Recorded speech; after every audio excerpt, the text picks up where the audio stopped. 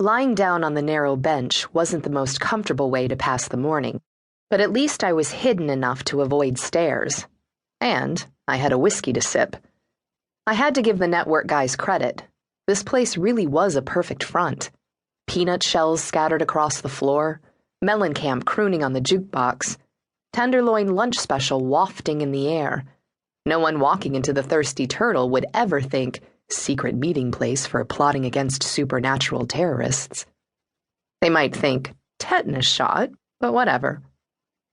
Movement across the room grabbed my attention. An old drunk had been sitting at the bar since before 13 headed downstairs. Smelly and filthy, the man sat hunched on a bar stool, slurring his words as he talked to himself. His voice was low and the place was crowded, so I honed in to hear his mumbles. Downstairs? Down where? Going on a hunt for Miller's secret breading? Well, I can tell you it ain't in the turtle's basement, that's for sure. Miller has his secrets locked up somewhere else. Ain't no one touching this man's special spices. It was total gibberish, but still. Miller's secrets? He had no idea.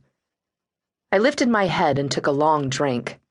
I should just leave, run away, and never look back. My family thought I was really dead. They wouldn't be coming for me. I still had time. My cell phone chirped and I jumped. I still wasn't used to the stupid thing. I pulled it out, glanced at the text message from 13. No words, just a smiley face. One with a semicolon for the eyes so it looked like it was winking. I chuckled before I could stop myself. Crap. I wasn't going anywhere. 2 guys pushed through the bar's front doors. Okay, here we go. Just like I had with the other members of 13's special team, I did a quick mental peek at each of them. The first thing I noticed, John Heldamo's mind was far too easy to access for a network leader. Oh, he wasn't a chief like 13 or anything, but he wanted to be. Someday. He was smart, skilled, and he already walked with that arrogant gait that 13 had mastered. On 13, it was endearing. On John, it was just annoying. John wasn't the one who worried me, though.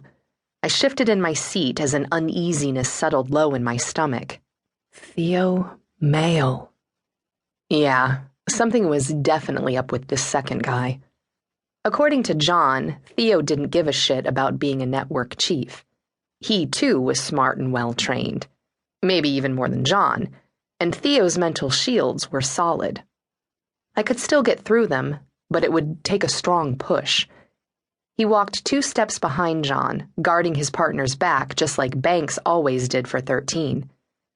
I struggled against the urge to sit up and get a good look when John's scent suddenly hit me. Polo cologne. Shit. My fists clenched as Malcolm's face flashed in my mind. His cover model features and soulless eyes, just like Father's. The sharp tang of the cologne filling my nose, his hot, eager breath on my face. The pain.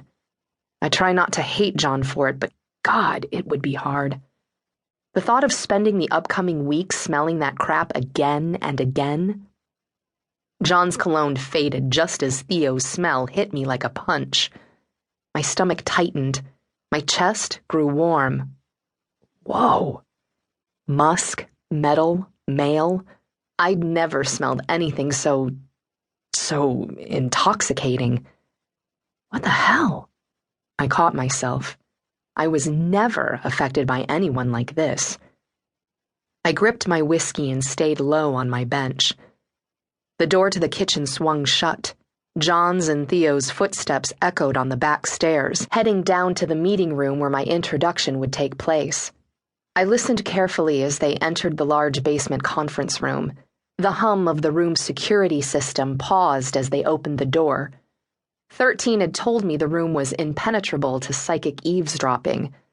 I don't know what contractor sold him that load of bull, because I could hear all 10 team members just fine.